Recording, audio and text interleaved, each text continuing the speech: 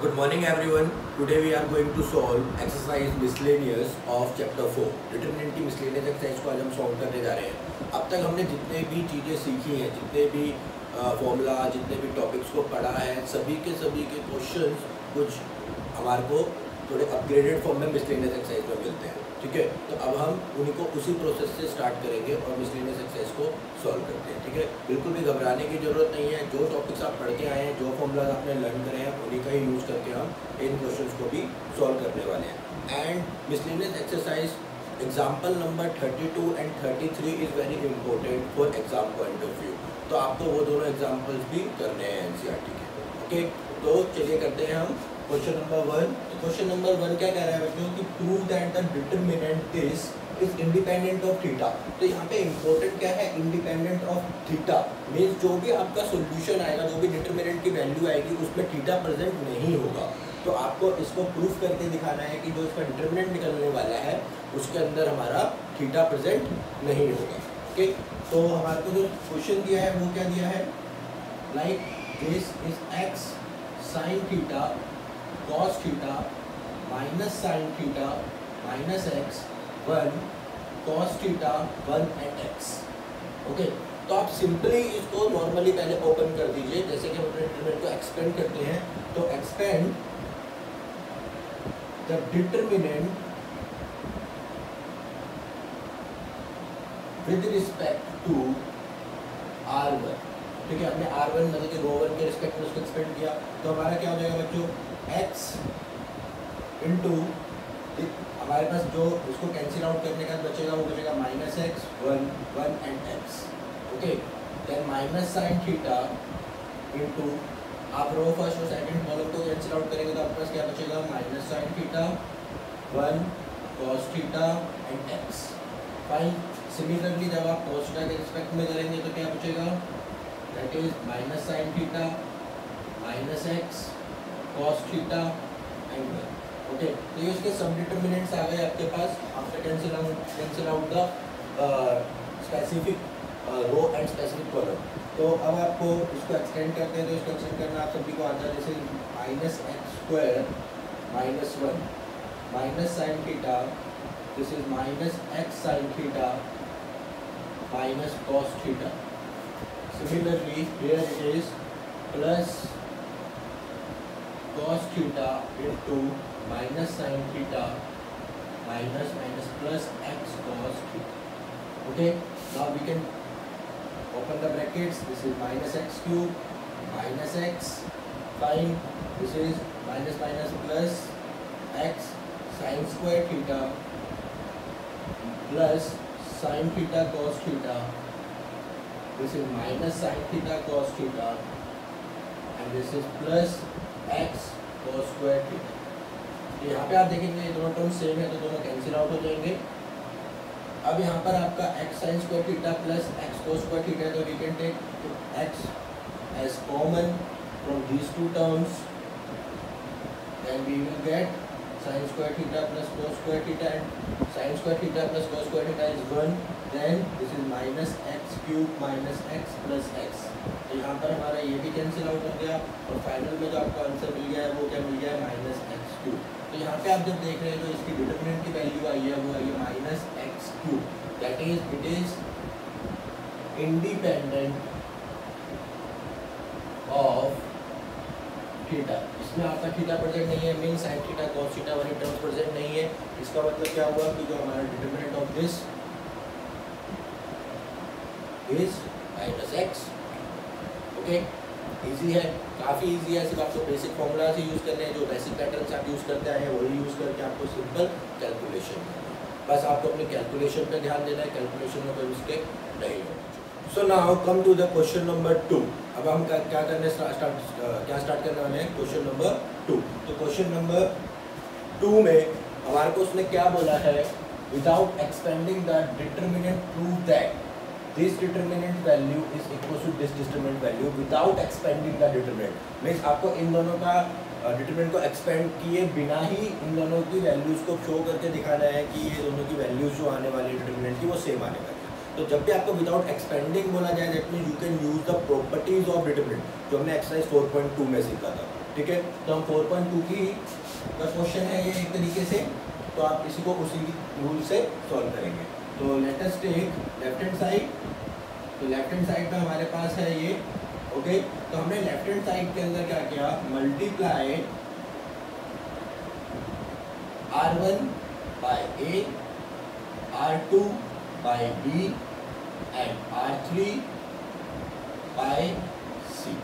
ठीक है, हमने R1 को A से मल्टीप्लाई कर देंगे तो हमें क्या मिल जाएगा बच्चों, जैसे A square A cube ABC, fine B square B cube, और क्या मिलेगा, yes again ABC, C square C cube again ABC।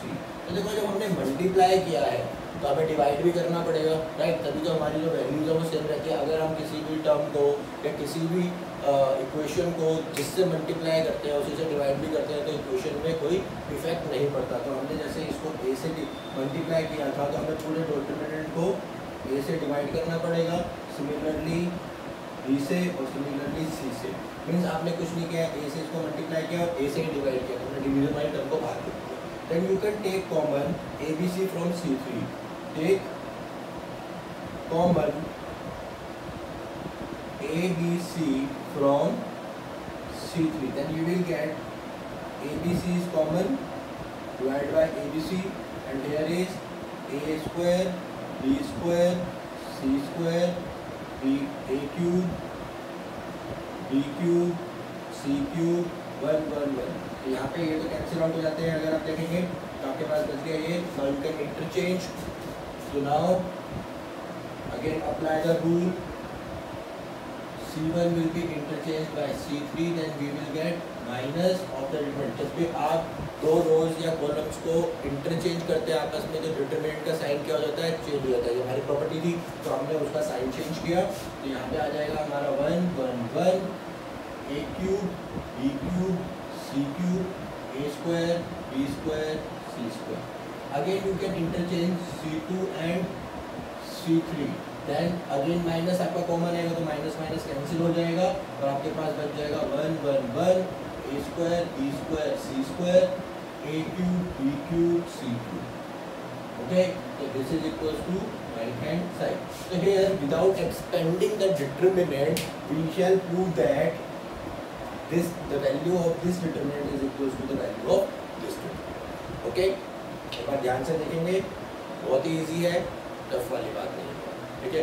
इस टाइप से आप इस ट्रिक को आप पहले भी यूज़ कर चुके हैं, तो अब हम इसको फिर से अपने क्वेश्चन को सॉल्व करने के लिए यूज़ करेंगे।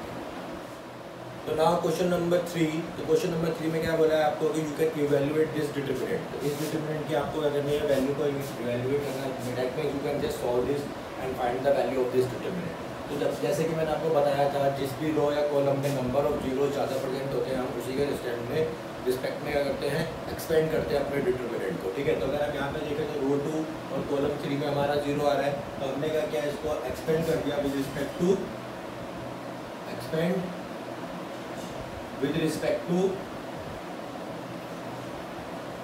R2, ठीक है। Expand the determinant with respect to R2।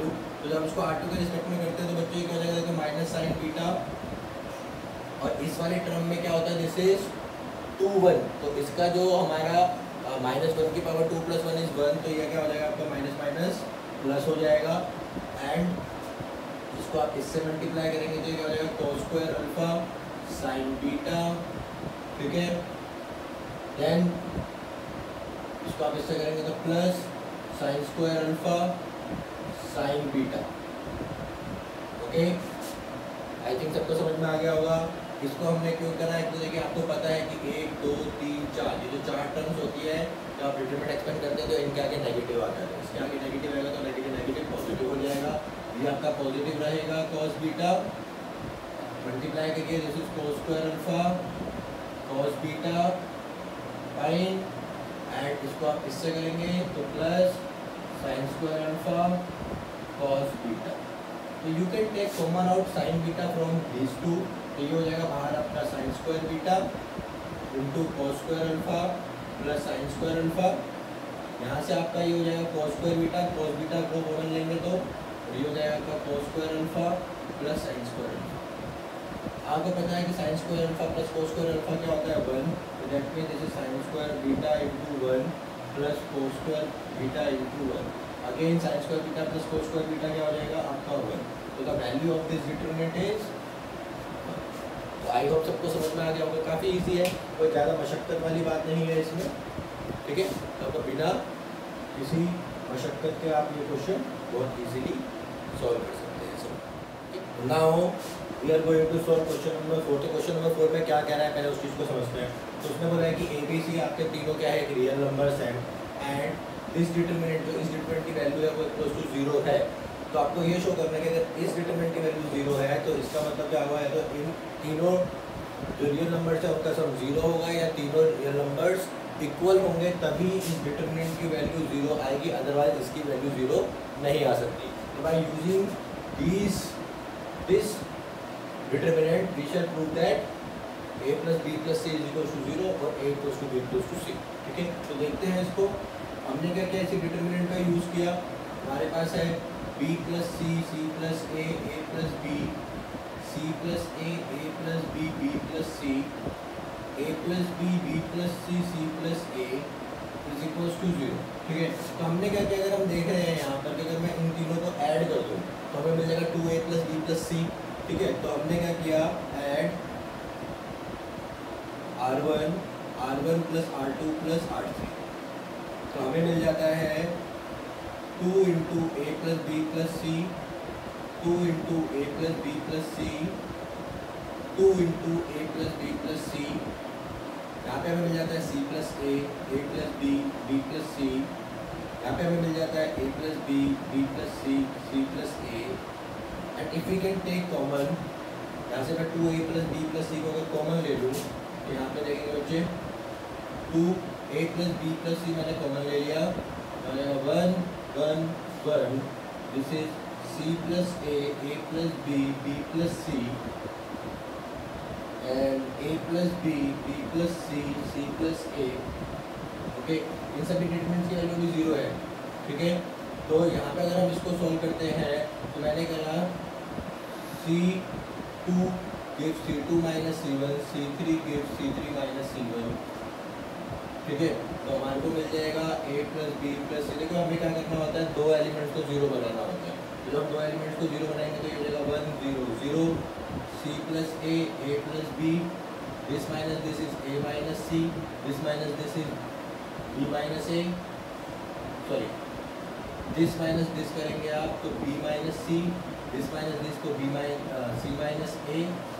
इसमें से आप इसको माइनस करेंगे तो सी से सी कैंसिल हो जाएगा, b माइनस ए आ जाएगा आपके पास, और इसमें से इसको माइनस करेंगे तो क्या आ जाएगा, c माइनस बी आ जाएगा। Then you can expand the determinant. जब आप एक्सपेंड करते हैं डिटरमिनेंट को तो बच्चों आपके पास क्या आ जाएगा, देखेंगे this 1 into this multiply this is b minus सी का whole square. Okay, this minus this minus of, अब देखिए यहाँ पे हमारा माइनस बाहर है, तो हम उनको करेंगे, इसमें मैंने कॉमन निकाल लिया माइनस, तो दोनों टर्म सेम हो गई b माइनस सी, और दोनों का product minus of b minus सी का होल स्क्वायर। यहाँ माइनस पहले ऑलरेडी से प्रेजेंट है, और जब इन दोनों का प्रोडक्ट करेंगे तो आपके पास क्या आएगा, देखेंगे यहाँ पे b माइनस ए इंटू सी माइनस ए। कोई प्रॉब्लम किसी को? ठीक है, तो अब इसको एक्सपेंड कर लेते हैं, a plus B plus C.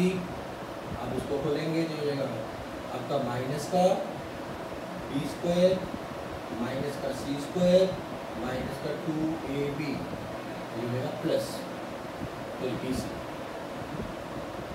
Okay, minus में आप इसको करेंगे तो minus b c plus a b. Fine, आगे करिए, इसको इससे करेंगे तो माइनस ए सी आएगा और ये रहेगा प्लस ए सी। इसको इससे करेंगे तो ए स्क्वायर आएगा और माइनस का ए स्क्वायर। ठीक है, ध्यान से रखें, कोई प्रॉब्लम है तो यहाँ पे एक बी सी से एक बी सी कैंसिल हो जाएगा, तो आपके पास मिल जाएगा, और माइनस कॉमन निकाल लेंगे आप तो हो जाएगा minus 2 a plus B plus c into a square plus b square plus c square minus a b minus b c minus c. Fine, and ये तो होता है आपका किसके इक्वल होता है?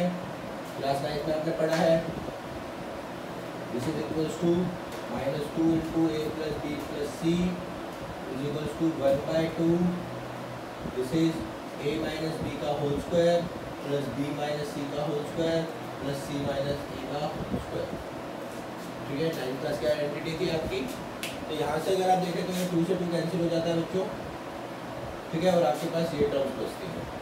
ठीक है, तो इस डिटरमिनेंट की वैल्यू जो दी गई है आपको, वो क्या दी गई है? 0 दी गई है। तो इसको मैं यहाँ पे सॉल्व कर रहा हूँ, आप ध्यान से देखेंगे, क्वेश्चन को रब कर रहा हूँ मैं। ठीक है, now you will get the determinant is a plus b plus c into minus बाहर है आपका, and this is a minus b whole square plus b minus c whole square plus c minus a whole square is equal to 0। तो ये minus आपका 0 के पास जाके खत्म हो जाएगा। तो आपके पास 2 टर्म्स बच गई है। अब ये प्रोडक्ट दोनों टर्म्स का प्रोडक्ट 0 का हो सकता है, आइदर दिस इक्वल टू 0 और आइदर दिस इक्वल टू 0। तो means a plus b plus c is equal to 0 और a माइनस b का whole square plus b minus c का whole square plus c minus a का whole square is equal to 0। ये बचेगा। But अगर आप यहाँ पे देखें तो किन्हीं भी 2 टर्म्स का स्क्वायर तो हमेशा पॉजिटिव होता है। तो ये भी डिफरेंस पॉजिटिव होगा, ये भी डिफरेंस पॉजिटिव हो जाएगा और ये डिफरेंस का भी स्क्वायर पॉजिटिव आ जाएगा। और तीनों पॉजिटिव टर्म्स को ऐड करेंगे तो वो क्या रहेगा? पॉजिटिव रहेगा। दैट मीन्स वो 0 नहीं आ सकता। ठीक है, तो ये 0 कभी आ सकता है जब ये तीनों की वैल्यू सेम रहे। तो मीन्स अगर a और b और c सेम हो जाएगा तो ये भी 0 हो जाएगा, ये भी 0 हो जाएगा और ये भी 0 हो जाएगा। तो आपका ओवरऑल क्या आ जाएगा? 0 आ जाएगा बेटा। तो मीन्स यहाँ पर आपका a equals to b equals to c होना बहुत ज़रूरी है। तो यहाँ पे आप शो कर पाए कि दोनों के डिटरमिनेंट की वैल्यूज, इस डिटरमिनेंट की वैल्यू 0 तभी होगी जब तीनों रियल नंबर्स का सम 0 हो, या फिर तीनों डिटरमिनेंट्स की वैल्यू, तीनों रियल नंबर्स की वैल्यू सेम। आई होप सबको समझ में आ गया होगा। ठीक है, तो यहाँ पे एक बार फिर से देख लीजिए, यहाँ पे आपका स्क्वायर है। अगर स्क्वायरिंग के अंदर वैल्यूज है तो उनका तो स्क्वायर हमेशा कोई नेगेटिव हो चाहे पॉजिटिव हो, स्क्वायर का वैल्यू तो हमेशा आपको पॉजिटिव आएगा। और 3 पॉजिटिव वैल्यूज को जोड़ोगे तो पॉजिटिव ही आएगा। तो एक ही कंडीशन बनती है जब ये तीनों का सम जो है हमारा 0 बन सकता है, जब ये तीनों की values same. Now we are going to solve question number 5। ठीक है बेटा, क्वेश्चन नंबर 5 में उसके लिए आपको क्या बोला है कि solve this equation, this determinant equals to 0 and a is not equals to 0। ठीक है, मीन्स आपको यहाँ पे वैल्यू फाइंड करनी है x की। जब भी आपको सोल्व इक्वेशन का मतलब क्या होता है कि आपकी इक्वेशन का फॉर्म हो गया, आप इसको ओपन करेंगे तो यहाँ पे आपको इक्वेशन फॉर्म मिलेगी डिटरमिनेंट से, और उस इक्वेशन की वैल्यू 0 के बराबर पुट करने के बाद आपको फाइंड आउट करनी है वैल्यूज ऑफ x। ठीक है, तो करते हैं, बहुत ईजी है, ध्यान देंगे यहाँ पर। तो ये हो गया आपका x plus a x x x x x x x plus a x plus a is equals to 0। ठीक है, तो क्या करते हैं, पहले हम थोड़े से रूल्स अप्लाई कर लेते हैं, प्रॉपर्टीज यूज कर लेते हैं ताकि हम लोग डिटरमिनेंट की वैल्यू थोड़ी कैलकुलेट करने में इजी हो जाए। टेकिंग जीरोस, तो हमने क्या किया कि C2 भी C2 माइनस C3 इजी हो जाएगा। देखिए x plus a x x 0, ये भी आपका सेम रहेगा वैसे, तो ये आपका x, इसमें से आप इसको माइनस कर देंगे तो ये क्या हो जाएगा a, और इसमें से इसको माइनस करेंगे तो माइनस का। Fine, any problem to anyone? No. Now you can add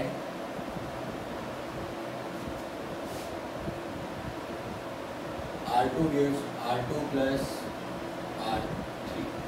R2 को आपने R3 के अंदर ऐड करना है। तो जब आप R2 को R3 में ऐड करेंगे तो क्या मिलेगा बेटा?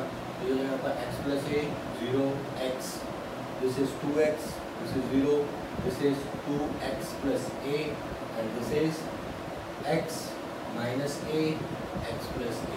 आपके पास देखेंगे तो कॉलम 2 में 2 वैल्यूज 0 बन चुके हैं, तो हम इसको एक्सपेंड कर देते हैं। तो expand the determinant with respect to C2। ठीक है, तो आपको पता है कि ये 4 वैल्यूज के पास आपका क्या रहता है? नेगेटिव रहता है। ये हो जाएगा माइनस माइनस प्लस a। जब आप कैंसिल आउट करेंगे तो this multiply this is x plus a into 2x plus a minus this multiply this, cancel out करने के बाद ये हो जाएगा माइनस 2x। ओके, तो नाउ a यहाँ पे अभी इसकी वैल्यू आपको पता है कि डिटरमिनेंट की 0 है ऑलरेडी, ठीक है, गिवन है। तो यहाँ पे आप इसको मल्टीप्लाई कर दीजिए 2x² plus ax plus 2ax plus a² minus 2x² equal to 0। 2x² से 2x² कैंसिल हो गया बच्चों, a उधर जाके 0 हो जाएगा। वैसे भी आपको पता है कि a की वैल्यू नॉन जीरो है, तो जब नॉन जीरो है तो a इक्वल टू डिवाइड में चला जाएगा और वो 0 हो जाएगा। यहाँ पे आपके पास बच गया a² plus 3ax is equal to 0। Now 3ax is equal to minus a²। a कैसे कैंसिल हो जाएगा बिकॉज a की वैल्यू क्या है, यहाँ पर आपके x की वैल्यू आ गई माइनस a/, ठीक है। आई होप सबको समझ में आ गया होगा। इजी है, इक्वेशन सॉल्व करनी आपको आती है, डिटरमिनेंट ओपन करना आपको आता है, पर थोड़ी सी प्रॉपर्टीज लगानी है ताकि आप डिटरमिनेंट के वैल्यूज़ को थोड़ा सा कैलकुलेशन को थोड़ा सा शॉर्ट आउट करें, ठीक है। तो क्वेश्चन को एक बार नोट करेंगे सही से, and next 5 question in next video, okay. This is the part 1 of miscellaneous exercise.